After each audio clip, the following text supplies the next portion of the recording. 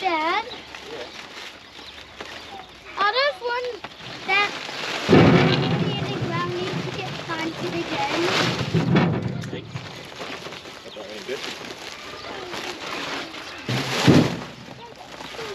Dad, Oh, this cool, is huh? your side. Granddad, this is your side.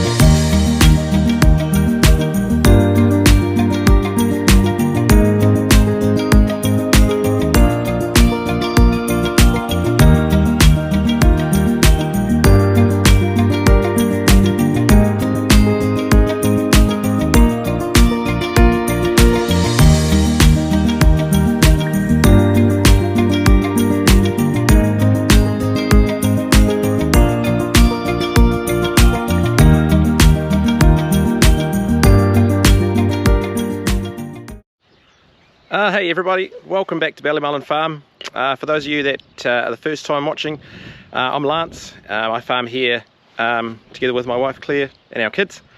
Hey, so it is the 30th of September here today in Taranaki, and exciting time for me. I get to get my toys out, and we have been planting potatoes today. So Dad and I have planted, as you would have seen there at the start of the video, potatoes today. So we've planted 750 kilos of seed potato, of agria seed potato, and so we planted that with the Massey Ferguson 165 and the Massey Ferguson 718 automatic potato planter. Yeah, all went really good. Second year using it, so I think I've worked out myself a bit better how it works now. I've used the 165 this year just because the 65 I normally use is tied up with calf feeding duties, and the 165 had the right sort of wheel settings on the front. The back wheels were a bit too wide, but for planting it hasn't been too much of a problem, and the extra power has actually worked really well. It's pulled it really nicely. So yeah, really cool to get those in the ground. A little bit later than last year, so today's the 30th I said, didn't I? Yeah, so last year we planted on the 22nd, so about a week later, but anywhere around about the 1st of October is about what we want there, or mid-September to 1st October for planting for Christmas potatoes, which is a big part of our commercial potato growing. So yeah, and we've had such an amazing spring so far. Grass growth's been incredible, so I think the potatoes are just going to take off really well. Soil turned out to be really good. It's nice and moist, but also really easy to work with, so just about perfect, I think. My next job now is I'm going to jump on the 35 and start ridging the rows up. So if you watched our potato video last year, you would have saw that when it was the first time using the 718 planter, and it wasn't leaving very big ridges or very clearly defined ridges, and I was sort of questioning whether maybe I had not quite set it right, but it just turns out that that's actually how that machine works, and then most people would just go through afterwards once it's planted and ridge it up with the regular Fergie potato ridger. So I'll just turn the camera around here. I'm using this old rusty beast, my Petrol Massey Ferguson 35, and actually this tractor, it's a bit of a bitzer, so its serial number was actually from a 4-cylinder diesel tractor, so it was obviously a diesel originally, and I'd say probably the diesel engine died and there was plenty of petrol engines around, so someone's chucked a petrol engine in it. It's got the Massey Ferguson FE35 or 735 front end loader, which is quite cool. That's why I actually bought the tractor in the first place. Bit of a scruffy tractor. as you'll see, it's covered in bird crap because I've just dragged it out of the shed. It hasn't been out for a long time, but it works okay. It's I call it a, you know, project tractor to do one day. Yeah, mechanically it's not too bad. It needs a good clean up. On the back here is the Ferguson potato ridger. So hundreds or thousands of these would have been sold worldwide. Really simple machine to use, pulled by the Fergie or by the you know, 35, 65, that sort of size thing. The reason I've used this tractor today, it's got the right wheel settings for the ridger.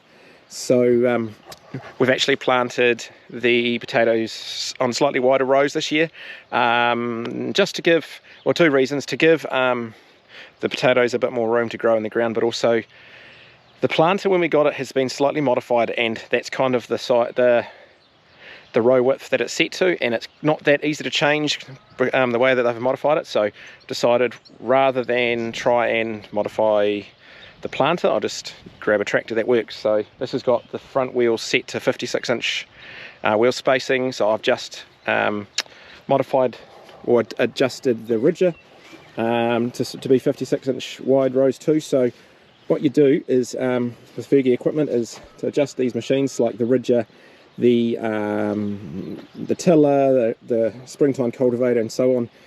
You just change the bolts in all these little row of holes. So each one of these is an inch. So I've taken it from 52 inches to 56 inches. So all you need to do, I'll just turn around here again.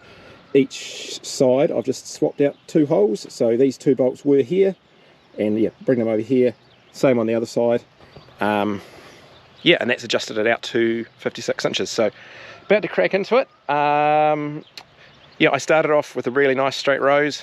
I always end up getting a bit of a banana in it somewhere along the line. I think the problem today is I hit a big rock, and it might have made the machine jump sideways, and then once you've got that curve going, it's really hard to try and correct it, but it's not too bad. I'm hoping that with the ridger I can correct it a little bit. But yeah, I'm going to crack into it, try and get it done today, because I think we're going to get a bit of rain over the next few days. It's actually just about milking time, but the cows are just going to have to wait for today. So I'm going to jump on the tractor, and yeah, we'll get into it.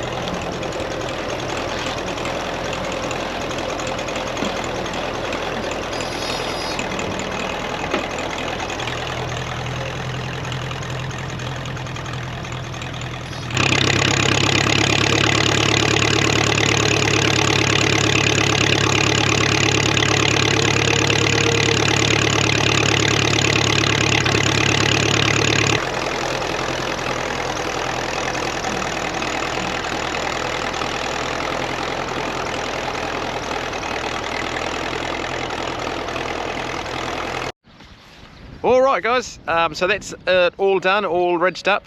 It went pretty good. I'm pretty happy with the straightness of the rows. Definitely not perfect, but better than it was, and a lot straighter than I normally end up doing it.